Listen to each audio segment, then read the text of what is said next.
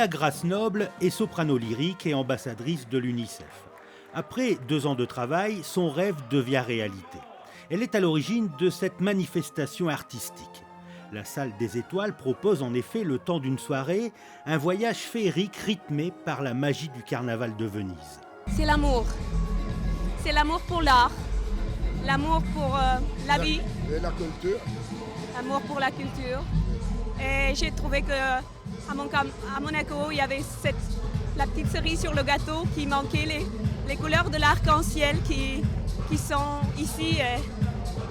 J'ai voulu les apporter de Venise ici et qu'on puisse les personnaliser parce qu'il y a de partout, si vous voulez, cette fête dans le monde. Et que cette année, le carnaval a commencé à Monte-Carlo. Et puis dans 2 semaines, il y aura Venise, Berlin, et puis un fil rouge qui a commencé cette année à Monte-Carlo. Le carnaval de Venise est synonyme de raffinement et d'élégance. On participe à cet événement non pas pour se déguiser, mais pour se costumer. Les invités se laissent aller à toutes les fantaisies dans l'anonymat grâce aux masques qu'ils portent sur leur visage pour cacher leur identité. Ils donnent à chacun l'envie d'être un autre. À l'origine, cet anonymat permettait de laisser libre cours à ses envies, danser et flirter sans peur d'être reconnu. Autre accessoire indispensable, les costumes. Ils sont confectionnés bien souvent sur mesure. Ce que les carnavaliers préfèrent sont les habits traditionnels de la Renaissance au XVIIIe siècle. Il faut un mois pour créer un costume. Ces costumes historiques proviennent du célèbre atelier Nicolao de Venise. Ils font revivre l'atmosphère mystérieuse de l'époque de Casanova.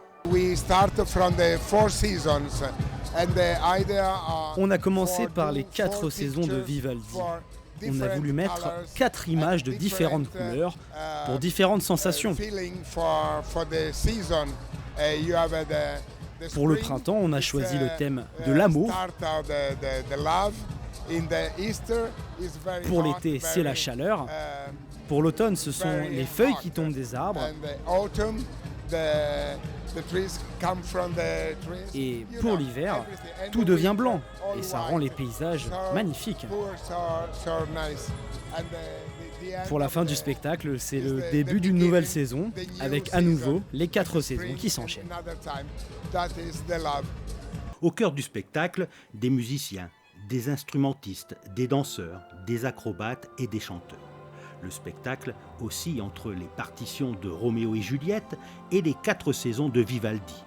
Tous viennent de Venise pour transmettre l'âme du carnaval de la Cité des Doges. Richard Cocciante est là aussi, le créateur de Notre-Dame de Paris, interprète ses plus grands succès.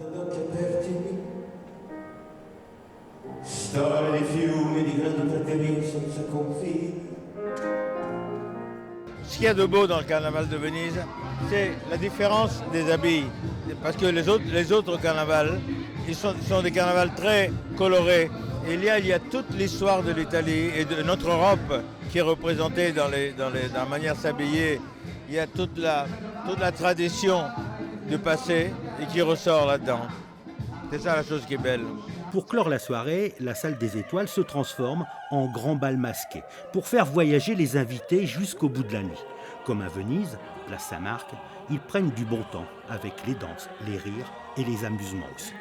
Une partie des fonds de cette soirée sera versée au foyer de l'enfance Princesse Charlène. L'association a pour mission d'héberger et de protéger des mineurs qui font l'objet d'une mesure de placement judiciaire. L'atmosphère vénitienne se prolonge le lendemain.